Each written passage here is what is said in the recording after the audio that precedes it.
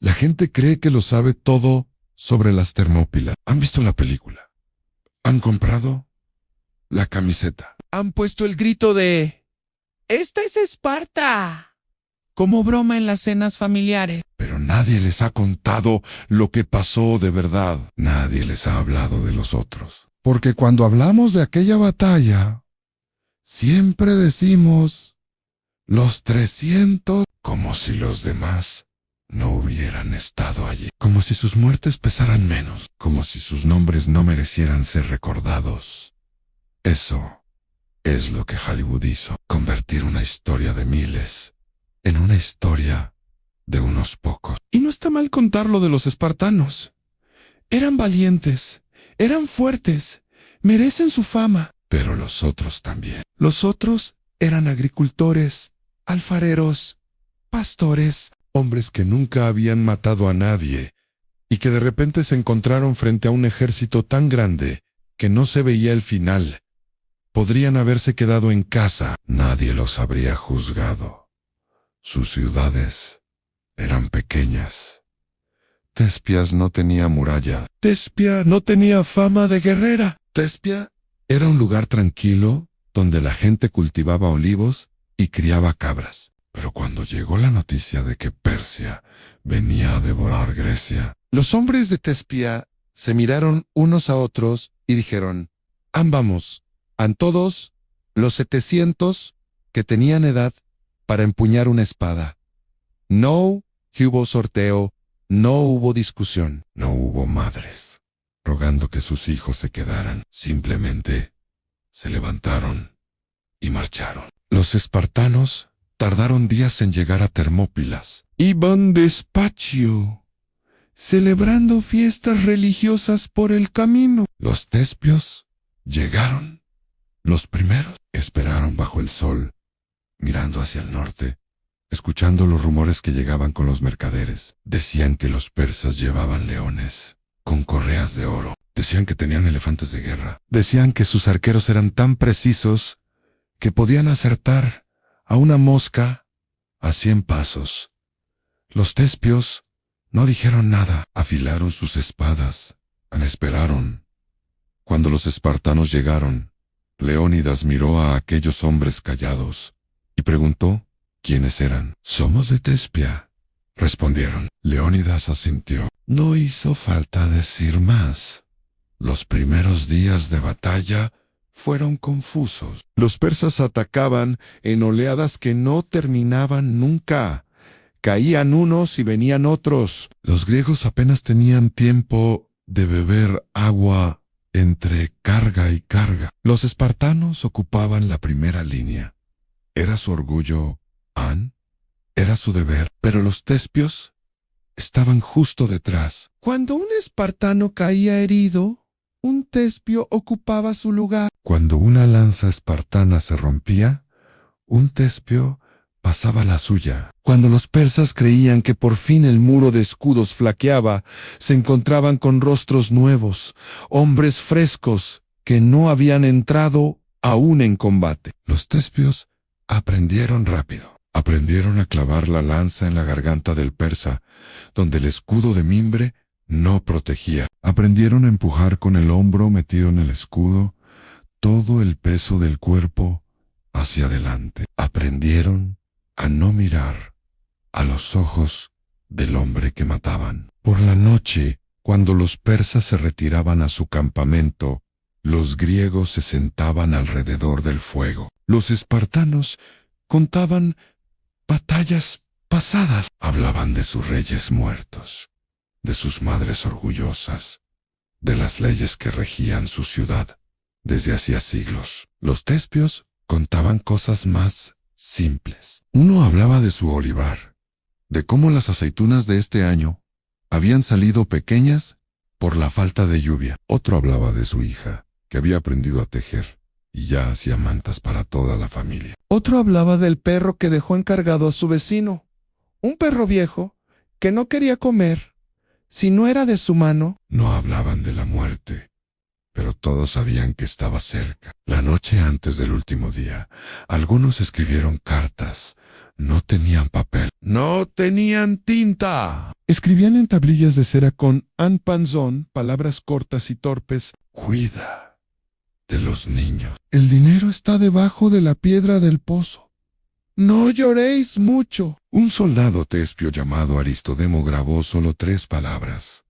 No me esperes. Su esposa conservó esa tablilla toda su vida. 60 años después, cuando ella murió, sus nietos la encontraron guardada en un cofre de madera de cedro, envuelta en un paño de lino. Aristodemo murió al día siguiente, con la espada en la mano, mirando hacia el norte. No supo que su mujer lo esperó cada tarde en la puerta de su casa, mirando el camino vacío, hasta que sus ojos ya no pudieron ver. Cuando Leónidas ordenó a los aliados que se marcharan, los tespios no se movieron. Demófilo, su comandante, era un hombre corriente. No había nacido en una familia de guerreros. No había ganado batallas famosas. Era simplemente un ciudadano de una ciudad pequeña que un día sus vecinos eligieron para que los mandara. Podría haber dicho: ¡ah, nos vamos! Podría haber salvado a sus 700 hombres.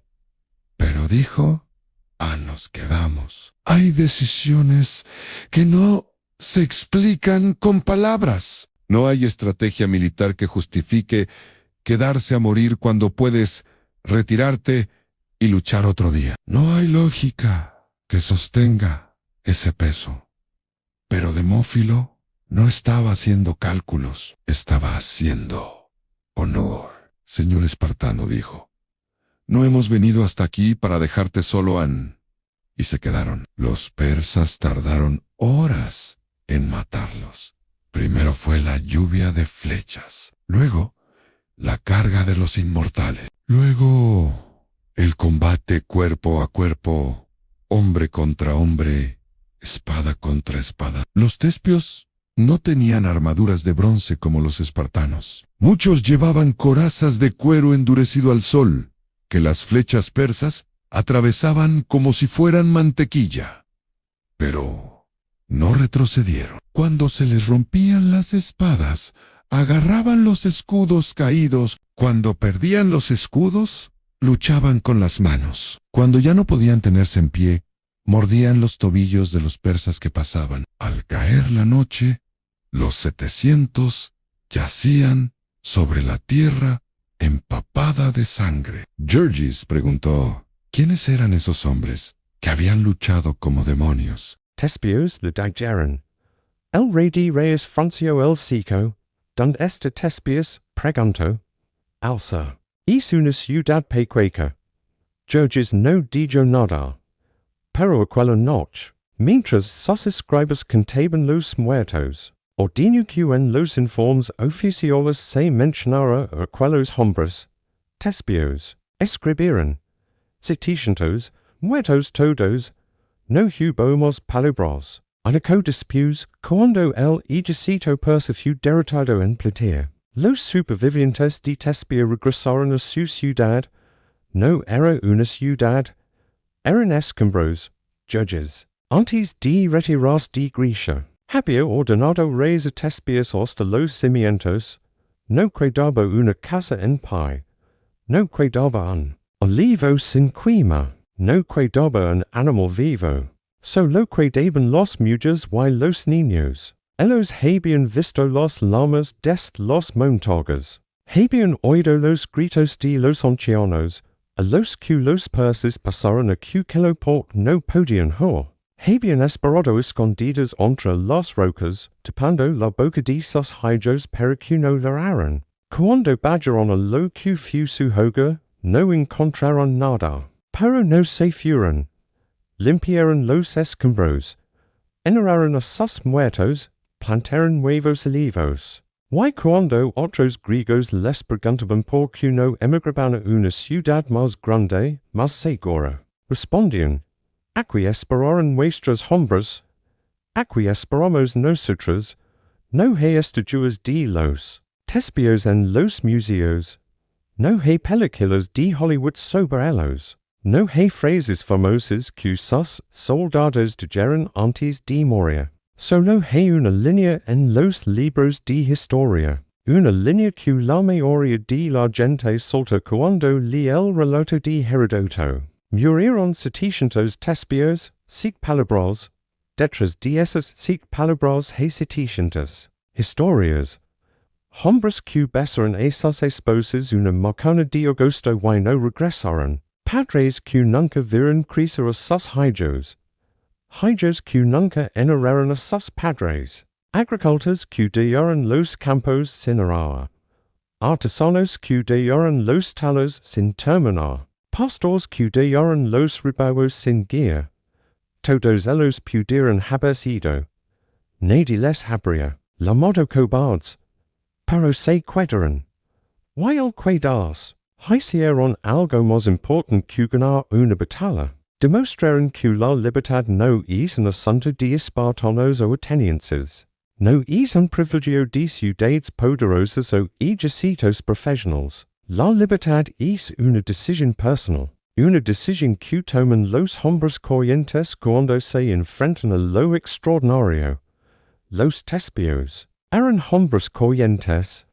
¿Y decidieron? Siglos después, un viajero que pasó por el lugar donde estuvo Tespias preguntó a un anciano del lugar, ¿qué había sido de aquella ciudad?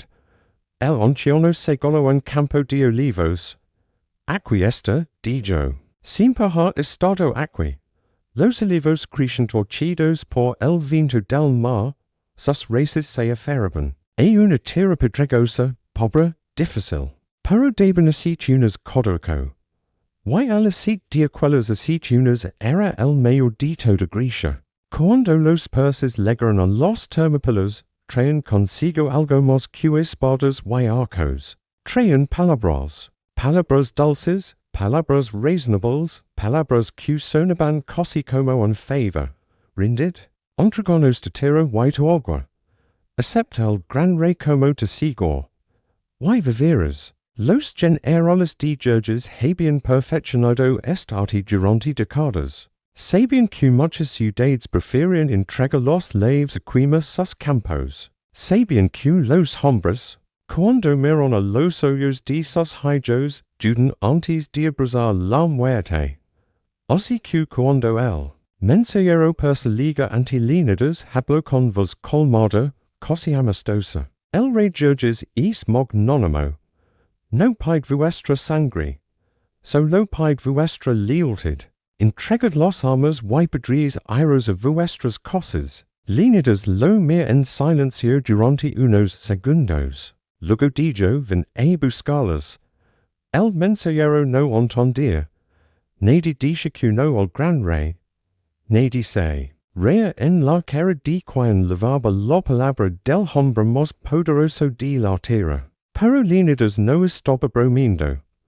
Y los otros 5,000 tampoco. Los primeros en entenderlo fueron los arcadios. Eran hombres de los montañas del Peloponeso. Pastores y cazadores acostumbrados al frío y a la soledad. Habían caminado durante días peligros. Termópilas, no porque Esparta se lo pidiera, no porque Atenas les pagara, sino porque sabían que si Persia cruzaba, sus montañas serían los siguientes. Un arcadio llamado Eurymachus escribía a su esposa antes de la batalla. La tablilla era pequeña, cabía en la palma de la mano. No es si volver, graba con letra temblorosa. Pero si no vuelvo, dilan vuestro hijo que su padre estuvo aquí, que no se arrodilló. Esa tablilla se conservó durante generaciones. Pasa de abuelos a nietos, de tíos a sobrinos, hasta que el tiempo y la humedad lo deshajeron. Pero la historia no se perdió. Los focios también estaban allí. Ellos habían pedido custodiar el sendero de la montaña. No por violencia. Por crean que era el puesto más seguro. Nadie va a escalar un acantilado de noche para atacar por la espalda, pensaron. Se equivocaron. Cuando los inmortales surgieron de entre los árboles, los focios no estaban preparados. Los flechas persas silbaron en la oscuridad. Los hombres caen sin ver siquiera el rostro de sus asesinos. Podrían habas cuidado. Podrían haber formado una línea de defensa, vendido caras sus vidas, retrasado el avance persa aunque fuera una hora más, pero tuvieron miedo. Hieren hacia la cima del monte, hacia las rocas, hacia cualquier lugar donde las flechas no pudieran alcanzarlos. Los historiadores, siglos después, los han juzgado con dureza. Cobards, dicen unos, traidores, dicen otros. Pero quizás solo eran hombres que no estaban preparados para morir. Why eso no es un crimen?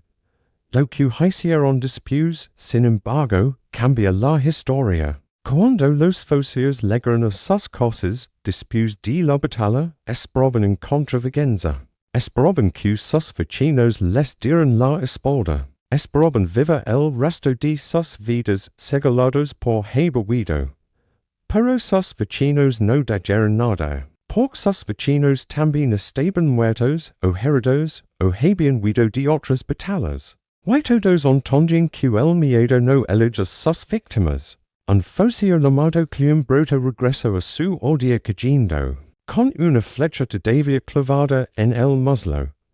Su madre lo abrazó sin pregunta. Su padre asintió en silencio. Ninguno habló de Termópilas. Pero Cleombroto sí habló. Todas las noches, sentado junto al fuego, cantaba lo que había visto. Hablaba de los inmortales emergiendo de la niebla. Hablaba del ruido que hacían las flechas o clavas en la carne. Hablaba de los gritos en persa. Esa lengua extraña, que sonaba como piedras cayendo por un barranco. Why hablaba de los tespios? Ellos se quedaron. Dice, nosotros corremos, ellos murieron. Nosotros vivimos. Why luego se quedaba callado, mirando las llamas. Sus hijos crecieron escuchando esa historia. Sus nietos también. Why sus bisnietos? Ninguno de ellos volvió a oír de una batalla. Los corintios también. Estaban en Termópilas. Corinto era una ciudad rica, comercial, acostumbrada a negociar antes que loco. Sus mercaderes viajaban por todo el Mediterráneo. Sus barcos atracaban en puertos egipcios, fenicios, etruscos. Los corintios conocían Persia. Habían comerciado con persas durante años. Sabían que no eran monstruos. Eran simplemente un imperio, como otros imperios, que quería expandirse. Podrían haberse rendido. Habría sido lo sensato. Pero no lo hicieron. 200 corintios marcaron hacia el norte con sus armaduras de bronce. Sus escudos pintados con el caballo alado de su ciudad. Marcaron sabiendo que probablemente no volverían. Un mercado llamado Zinaides, de 60 acres, demasiado viejo para loca. Paga las armaduras de 10 soldados juvens. Si vosotros volvís, les digo, me lo pagaré con trabajo. Si no volvís, lo doy por bien gastado. Ninguno de esos días volvió. Pero Zinaides no pedía el dinero a sus familias. Los mecánicos también estaban allí. Micenas ya no era la ciudad poderosa de los tiempos de Agamenón. Sus palacios eran ruinas, sus murallas musgo, sus reyes solo un recuerdo. Pero todavía quedaban hombres dispuestos a loca. 80 mecánicos ocuparon su puesto en la línea griega, junto a los espartanos. Lucharon el primer día. Lucharon el segundo. Lucharon el tercero, hasta que no quedó ninguno. Siglos después, un arqueólogo alemán excavó en Micenas y encontró una tumba colectiva. 80 esqueletos, todos hombres, todos con heridas de armas persas. Junto a ellos, una jarra de vino. Y unas monedas para pagar el barcaro del inframundo. Alguien los había enterrado con honores. Alguien los recordaba. Los tebanos son los que tienen la historia más incómoda. 400 tebanos lucharon en Termópilas. Pero los historiadores no se ponen de acuerdo sobre si lucharon por quisieron, o por línidas los obligó, Tebas estaba dividida. Su aristocracia miraba hacia Persia con buenos ojos.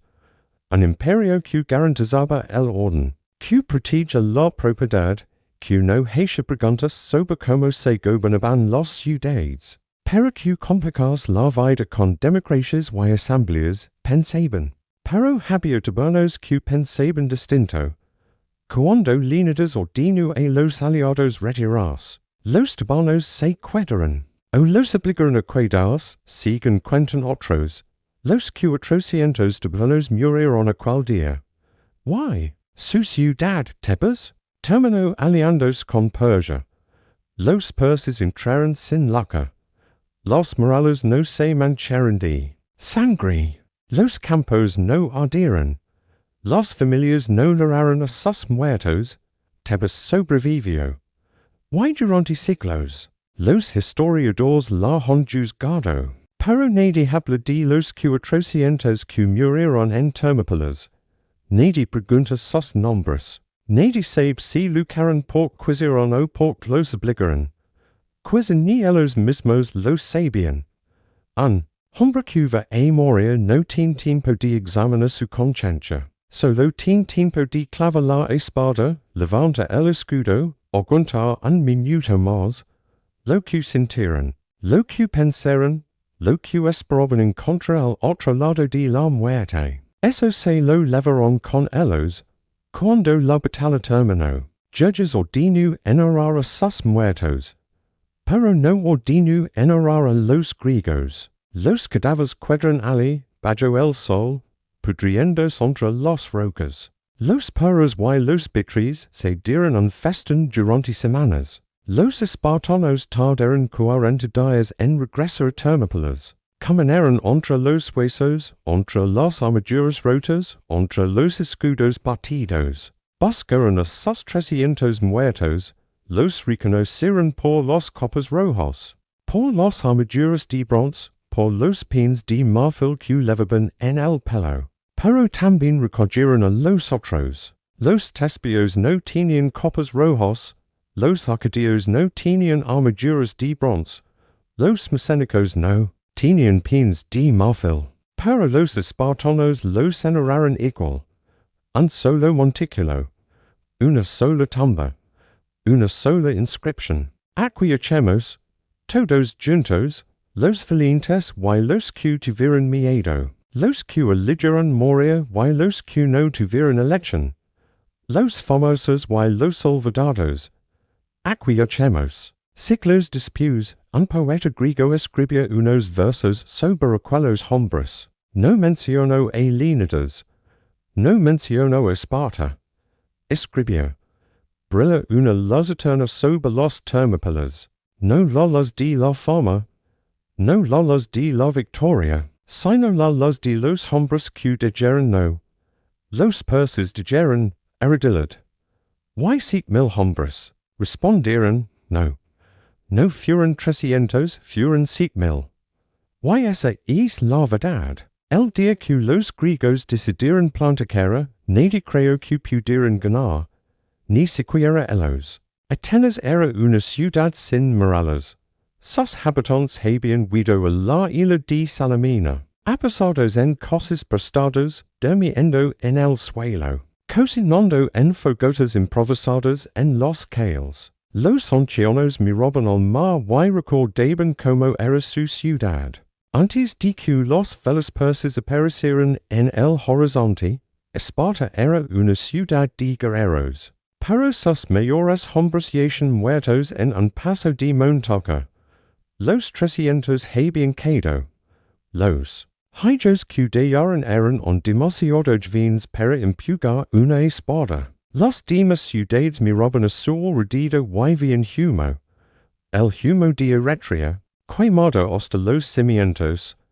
El humo de Tespias, borrado del mapa. El humo de Platea, evacuado tiempo pero ya fantasmal, vaya esperando su turno. Grecia era un país en llamas. Y sin embargo, algo extraño ocurría en aquellos días oscuros. Los griegos no se rendian. Podria pensas que después de Termópilas, después de ver sic mil hombres masacrados, después de que el rey Leonidas apareciera crucificado y decapitado, que el qual pueblo habría entrado en pánico. Pero los griegos hicieron lo contrario. Se unieron. Los judíos que hasta hace unos meses se miraban con recelo, que compiten por rutas comerciales y tierras de cultivo, que recordaban antiguas guerras y viejas ofensas, enviaron mensajeros. Los atenienses dijeron, tenemos 200 barcos, los jinetes dijeron, tenemos 30, los corintios dijeron, tenemos 40, los megareses, los ambraciotas, los lucadios. Cada ciudad aportó lo que tenía. Unas daban triarings, otras daban soldados, otras daban comida, aceit, vino, vendas para los heredos. Y así, frente al imperio más grande que el mundo había conocido, notía algo que nunca había existido. Una alianza. No era perfecta. Los generales discutían. Los soldados se insultaban en dialectos distintos. Los atenienses creían que el mundo debía ser suyo.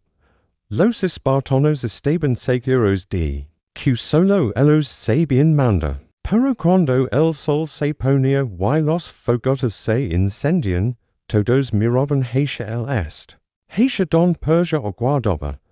Temístocles era un hombre extraño. No había nacido en una familia noble. Su padre era un ateniense de clase media, su madre probablemente extranjera.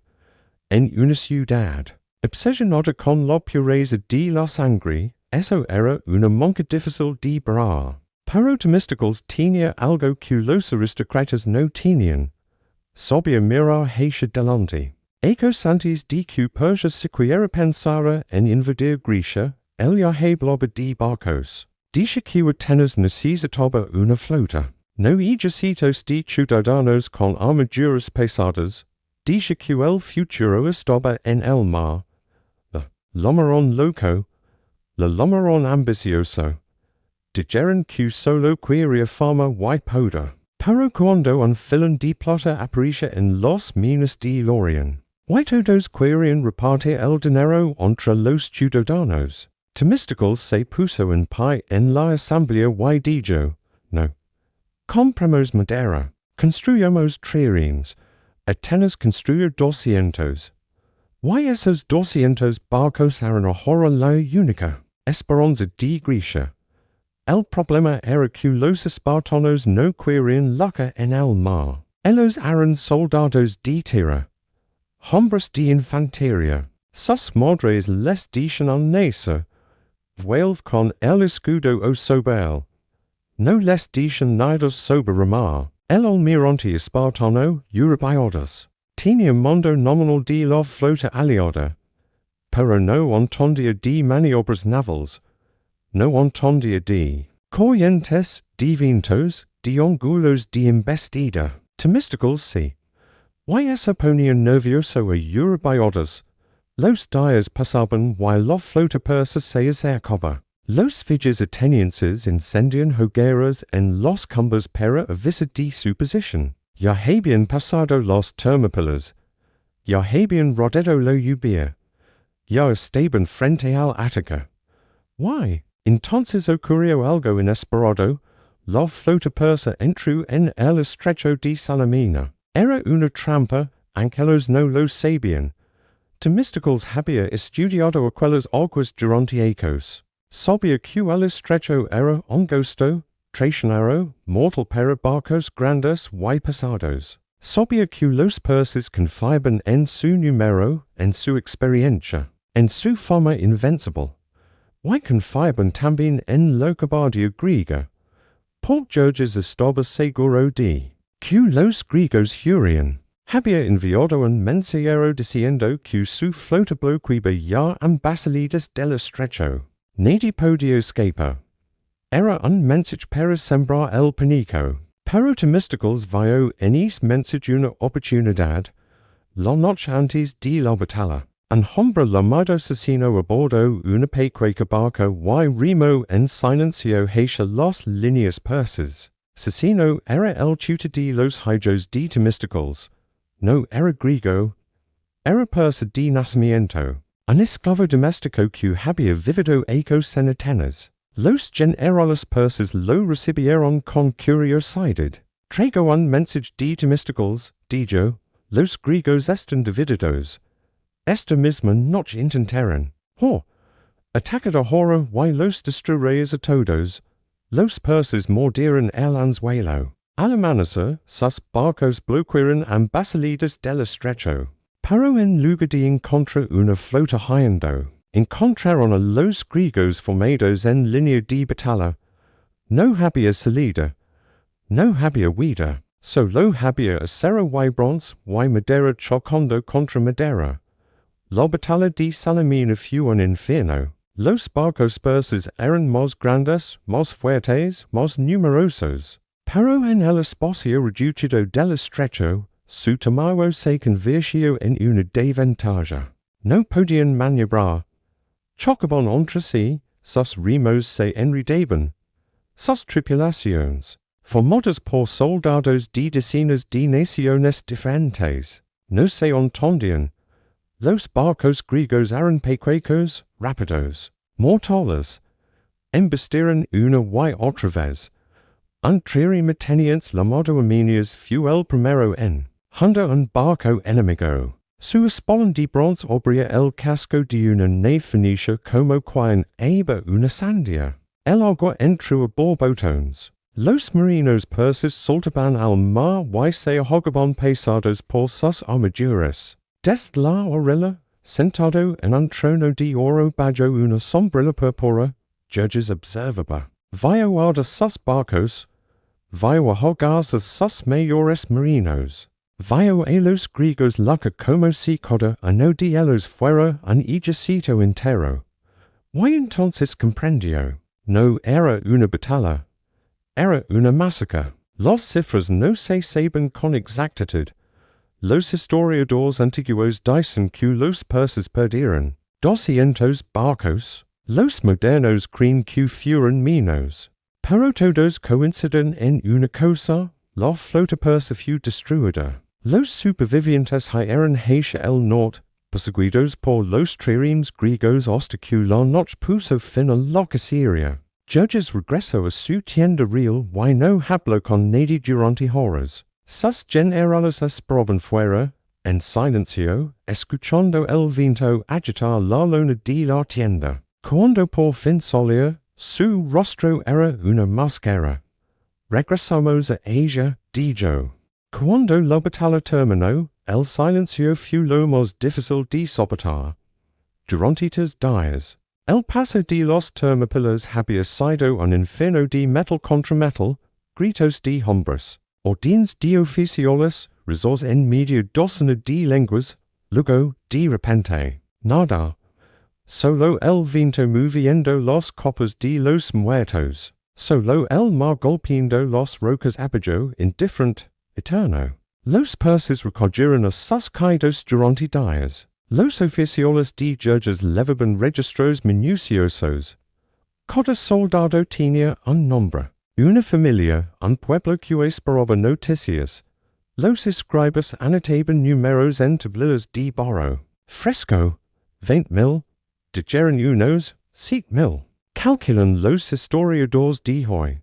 Nadie sabe la cifra exacta. Lo que sí se sabe es que muchos de esos soldados no eran persas. El imperio de judges era una colja de retazos crecida a la fuerza. Había hombres de todas las naciones conocidas, medos, elamitas, asirios, babilonios, fenicios, egipcios, indios, árabes, escitas, tracios, macedonios. Hombres que hablaban lenguas que los griegos no podían ni pronunciar.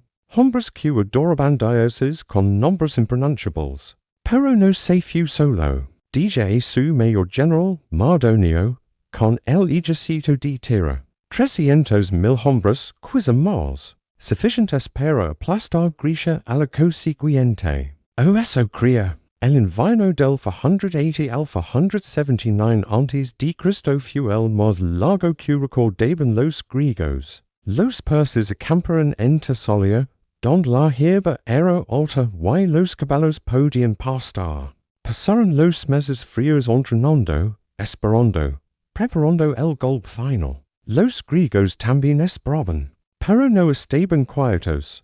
Los atenienses reconstruyen sus murallas con piedras cogidas de sus propias cosas quemadas.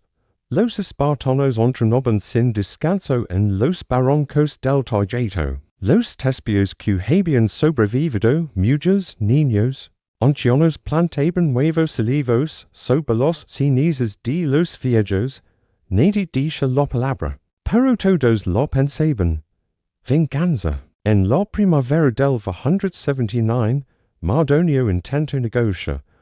Ofreció a Atenas lo que siempre había querido: respeto, autonomía, reconstrucción de sus templos a costa persa. Solo pedía una cosa: que Atenas abandonara la alianza griega. Los atenienses escucharon en silencio. Luego respondieron: decide Mardonio que mientras el sol siga su curso, jamás nos reconciliaremos con Georges. Y el mensajero persa regresó con los manos vacíos. No quedaba otra opción. Los dos ejércitos se encontraron en Plataea, una pequeña ciudad al pie del monte Citaron.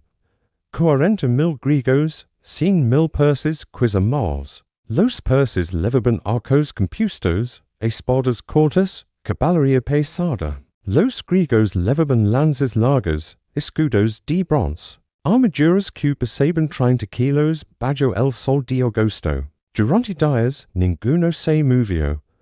Los arqueros persas disparaban nubes de flechas que oscurecían el cielo. Los griegos agachaban la cabeza tras sus escudos y esperaban hasta que el agua se acabara. Los griegos retrocedieron hacia el monte en busca de manantiales. La retirada fue desordenada. Un comandante espartano amonferito se nega a moverse. Discute gritos con su general. Casi le gana los manos. Parecha el caos, pero el caos a veces es una oportunidad. Mardonio vio a los griegos retroceder y creyó que huían. Ordenó el ataque. Los persas cruzaron el río Asopo en formación de batalla, confiados, casi alegres. Iban a terminar de una vez con esta guerra absurda contra un pueblo de ciudades pobres y turcas. No sabían que estaban marcando hacia su propia tumba. Los espartanos dejaron de retroceder. Formaron su línea de escudos en la ladera del monte, donde la caballería persa no podía maniobrar. Los lanzas bajaron. Los escudos se cerraron. Y entonces avanzaron. No gritaron. No gritaron. Caminaron despacio, al ritmo de los flotas. Como habían hecho sus padres y sus abuelos durante siglos. Mardonio luchó como un león, montado en un caballo blanco, rodeado de sus guardias personales. Dirigió la carga una y otra vez. Mató el mismo a varios espartanos. Hasta que una lanza le atravesó el cuello.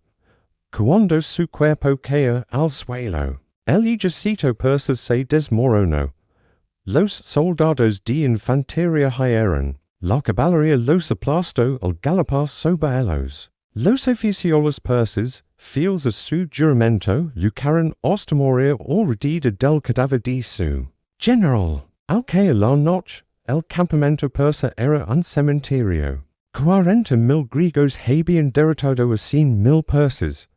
Pero nadie canta victoria. Caminaron entre los muertos, buscando rostros conocidos, buscando amigos, hermanos, hijos, buscando a los que no volvieron a casa.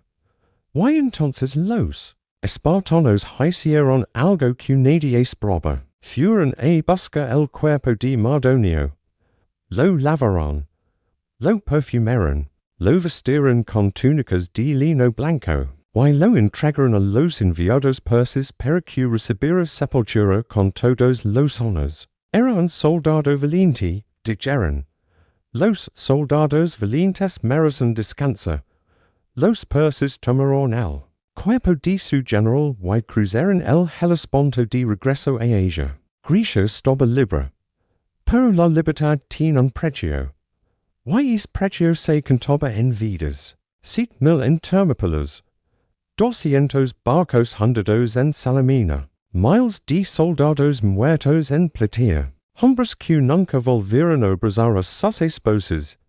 Niños que crecieron sin padres.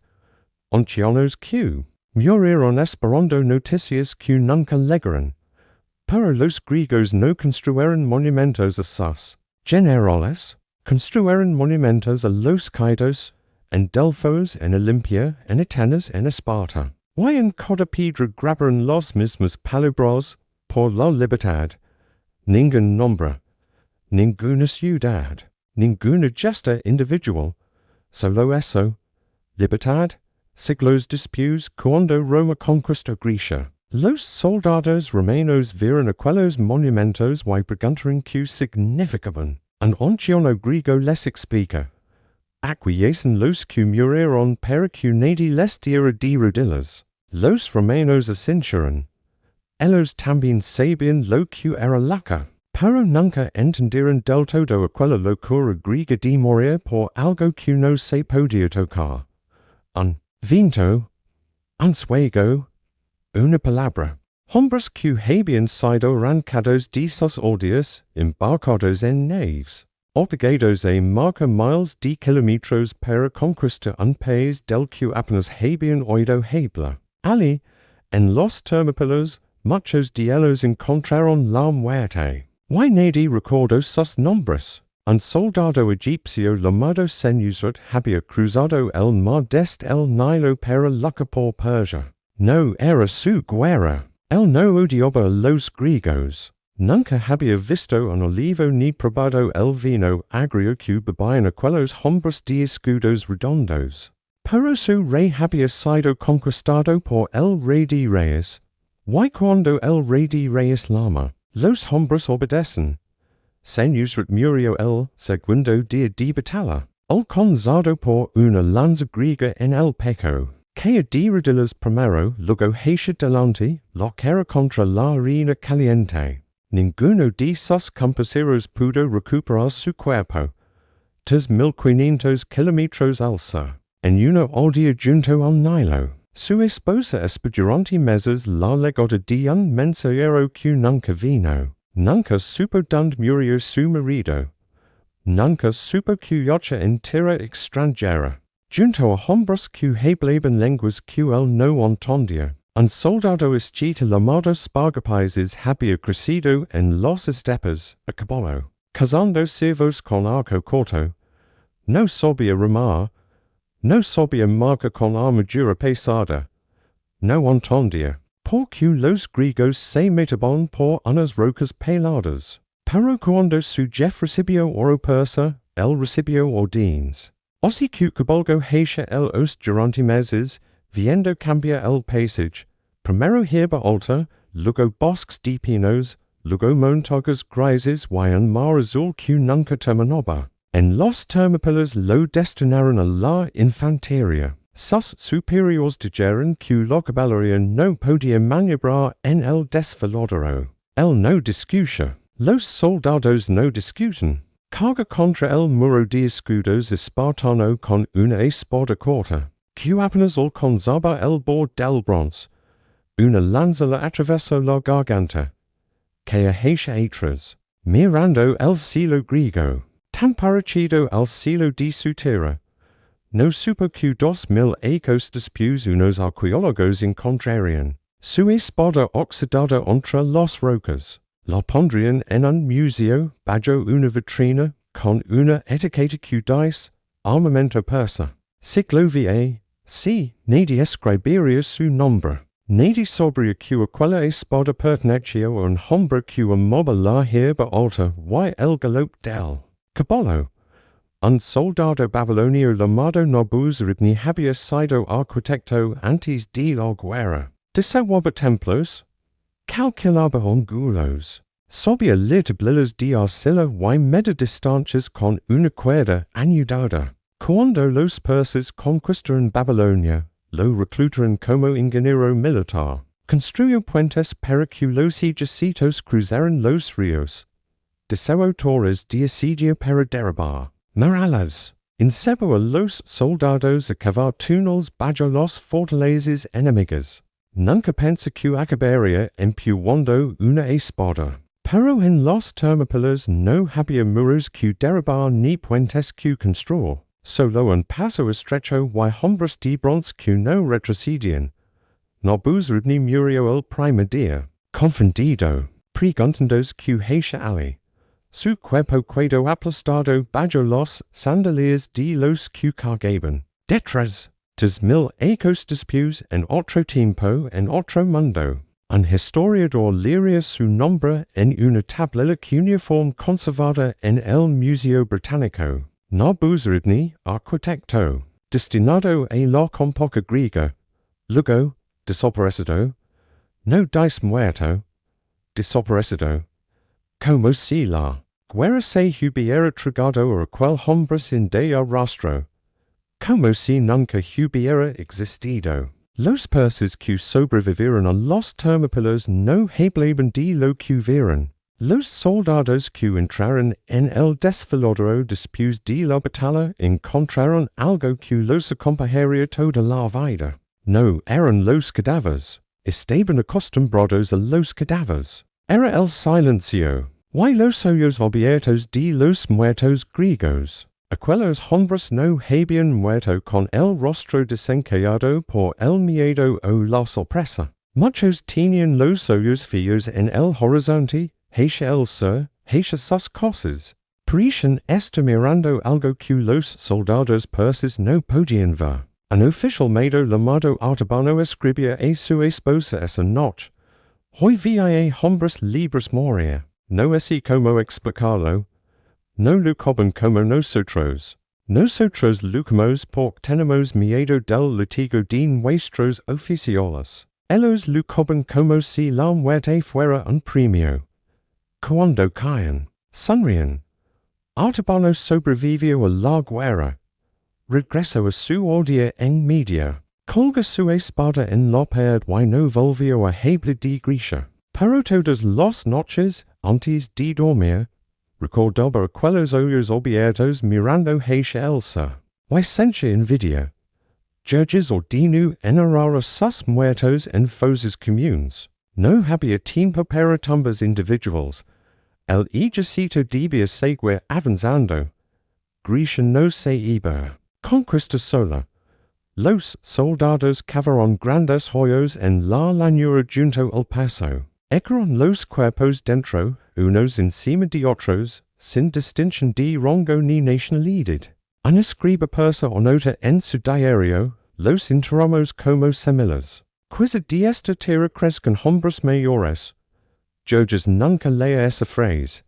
Nunca supo que uno de sus soldados, un hombre corriente que lavaba registros de sus ministros, había escrito aquellas palabras. El rey de reyes tenía cosas más importantes que esa. Debía conquistar Atenas. Pero cuando sus tropas entraron en la ciudad vacía, cuando prendieron fuego a los templos de la Acrópolis, cuando envía a sus mensajeros a Susa con la noticia de la victoria, algo faltaba. No había victoria. Había cenizas. Había silencio. Había un vacío que ningún incendio podía llenar. Judges nunca volvió a Grecia. Regresó a Persia, a sus palacios, a sus jardines colgantes, a sus cacerías de leones en las llanuras de Babilonia. Pero nunca deja de preguntarse por aquellos hombres del paso estrecho. ¿Qué los movía?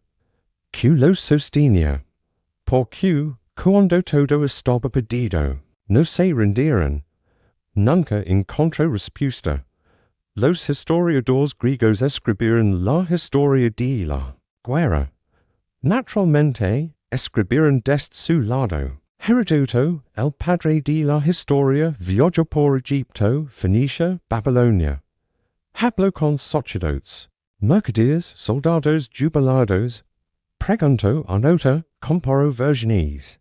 Y a pesar de todo, Heródoto escribió una historia bastante justa. Incluyó los nombres de los persas que pudo rescatar del olvido, las cifras de muertos que le dieron los oficiales enemigos y hasta la versión de Ifialtis, el traidor. Pero Heródoto era solo un hombre. No pudo escribir todos los nombres, no pudo contar todas las historias, no pudo salvar del olvido a los 7,000 persas anónimos que yacían en tierra extranjera. Esa es la otra cara de la guerra, la que no sale en las películas. Los vencedores escriben la historia.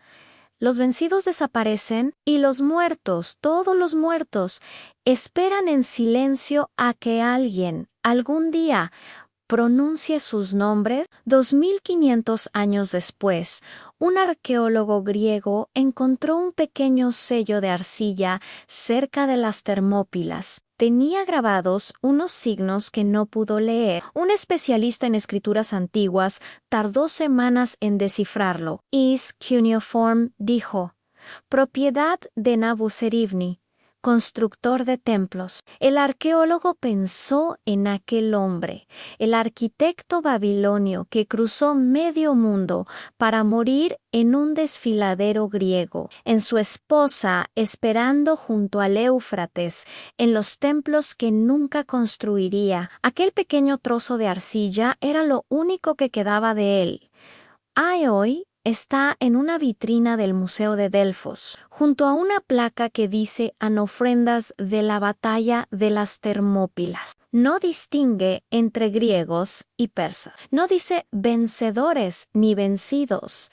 Solo dice hombres. Hombres que lucharon, que murieron, que alguien en algún lugar esperó. El sello de Nabuserivni sigue allí. Los turistas pasan sin detenerse, sin saber qué fue la identidad de un hombre que construía casas para los dioses. Pero el sello espera. ¿Cómo esperaron las esposas en Tebas, en Esparta, en Atenas, en Babilonia? ¿Cómo esperan todos los muertos a que alguien recuerde, a que alguien diga sus nombres, a que alguien cuente la historia completa?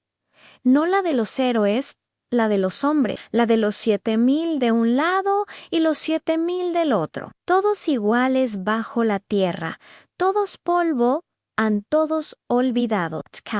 El tiempo pasa más lento cuando se espera a alguien que no va a volver. En Grecia, aquel otoño, las mujeres miraban el camino vacío. En Esparta, la reina Gorgo, al saber de la muerte de su esposo Leónidas, no lloró, solo dijo: Esparta tiene un rey digno. Yo tengo un marido digno. Pero en Tespias, las mujeres lloraban sin vergüenza. 700 casas vacías. Una anciana Fila preguntaba por su nieto Nicias. Nadie sabía nada. Un soldado herido solo pudo decirle que los tespios lucharon como leones.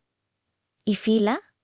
Siguió esperando. Las mujeres de Tespios aprendieron a vivir con la ausencia, diciendo que sus maridos estaban en las Termópilas, como si la muerte fuera solo una batalla más. En Atenas, las viudas no tuvieron tiempo de llorar. La ciudad, en ruinas, necesitaba ser reconstruida. No había tiempo para el giorno. Había que levantar moros. Había que plantar cosechas. Había que cuidar de los heridos que lenaban los templos convertidos en hospitales. Una mujer llamada Timandra había perdido a su marido en Salamina. Era marinero en Antririm. Atenians. Su barco había embestido otras naves persas antes de su rodeo. Cuando los sacaron del agua, todavía tenía las manos aferradas al remo. Timandra no pudo enarrarlo. El cuerpo estaba tan destrozado que no pudieron identificarlo hasta días después. Cuando un compañero reconoció sus sandalias, él las guardó en un cofre de madera. 50 ecos. Después, cuando Timandra murió, sus nietos encontraron aquellas sandalias gastadas, con las correas rotas de tanto remar. pregunta en su abuela, yo me voy anciana, porque los había conservado tanto tiempo. Ella sonrió. Porque él siempre dice que esas sandalias le llevarían a sitios que yo nunca vería. Why así few? En Platía, después de la gran batalla, los muertos fueron enterrados en montículos de tierra y piedra. No había tords, no había ofrendas de oro. Los hombres yacen envueltos en sus copas, con las armas rotas al lado. Los espartanos construyeron una tumba para sus caídos, los atenienses, otra. Los corintios, otra. Pero los tespios no tenían tumba. Sus 700 hombres seguían en Termópilas, enterrados bajo la misma lápida que los espartanos, sin distinción. Así que los mujeres de Tespias hicieron algo que nadie había hecho antes. Construyeron un cenotafio, una tumba vacía. En la piedra grabaron los nombres de todos sus muertos, 700 nombres. No por no. Ningún espartano tiene una tumba con su nombre. Sus cuerpos yacen en montículos, animos honrados como grupo, no como individuos. Pero los tespios, esos agricultores y alfareros de una ciudad sin murallas, tienen su nombre grabado en piedra. Porque sus mujeres no permitieron que los olvidaran. Pasaron los secos, los hijos crecieron, los nietos nacieron.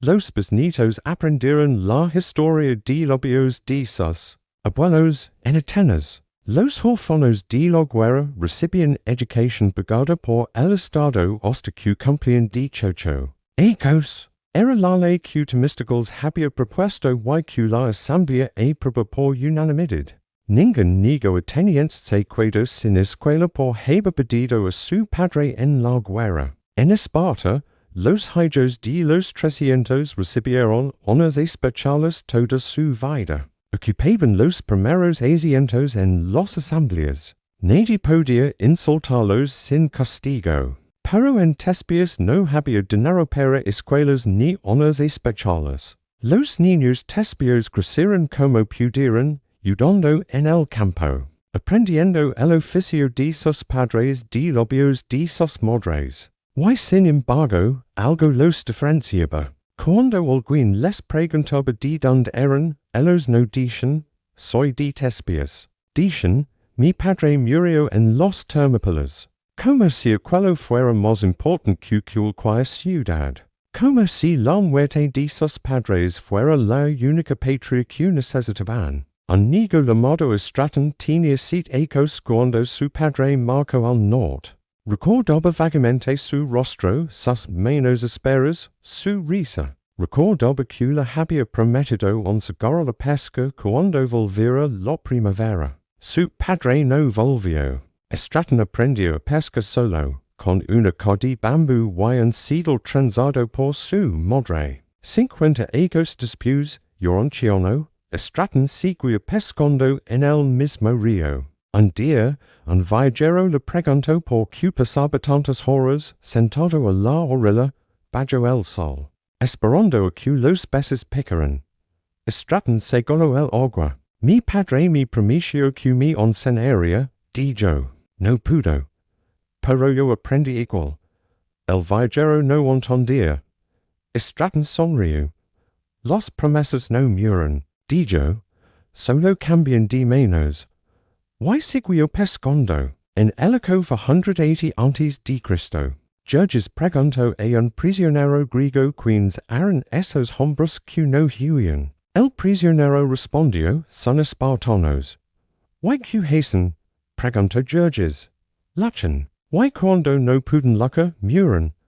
2400 años después, en 1940. Un pequeño ejército griego se enfrentó a los invasores italianos en las montañas del Pindo. Eran hombres corrientes, campesinos, pastores, albahuiles. Muchos no tenían fusiles. Luchaban con palos y piedras.